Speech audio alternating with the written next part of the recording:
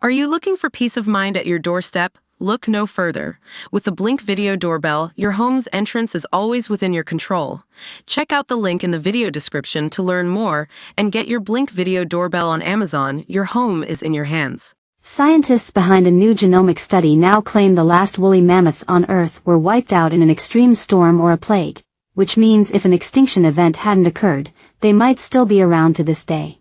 These giant Ice Age beasts traversed the then tundras of North America, Europe and Asia as far back as 300,000 years ago.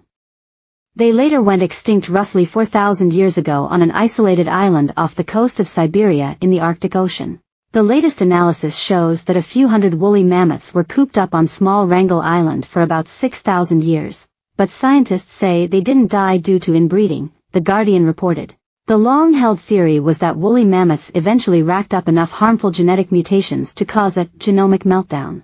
We can now confidently reject the idea that the population was simply too small and that they were doomed to go extinct for genetic reasons, said evolutionary geneticist Love Dahlén at the Center for Paleogenetics, a collaboration between Stockholm University and the Swedish Museum of Natural History. This means it was probably just some random event that killed them off. And if that random event hadn't happened then we would still have mammoths today, he continued. Dahlén and his colleagues analyzed the genomes of 21 mammoth specimens found on Wrangel Island and the Siberian mainland, accounting for 50,000 years of existence. They found that the prehistoric creatures went through a severe bottleneck once they were trapped on Wrangel Island due to rising sea levels as the Earth was warming.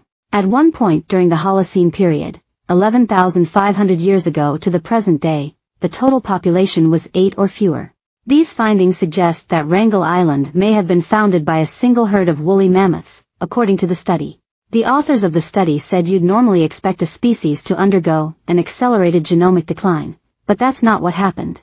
The population recovered quickly after the bottleneck and subsequently remained stable. More precisely, we even find evidence that the recovered population was large enough, or possibly changed its behavior, to avoid inbreeding with close relatives. Throughout 6,000 years of island isolation, the study reads. So if they were able to eventually avoid inbreeding, what killed them all? It's not clear, and it will likely never truly be known with exact specificity, but Dahlén believes something like a bird flu could have doomed the species. Perhaps the mammoths would have been vulnerable to that given the reduced diversity we identified in the immune system genes. Alternatively, something like a tundra fire, a volcanic ash layer or a really bad weather season could have caused a really bad growth year for the plants on Wrangel.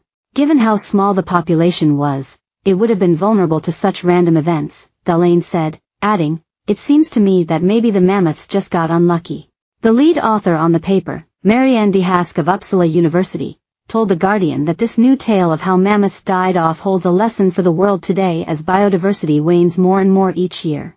The World Wildlife Fund's Living Planet report of 2022 found that wildlife populations have declined by an average of 69% in the past 50 years. Mammoths are an excellent system for understanding the ongoing biodiversity crisis and what happens from a genetic point of view when a species goes through a population bottleneck because they mirror the fate of a lot of present-day populations, de Hask said.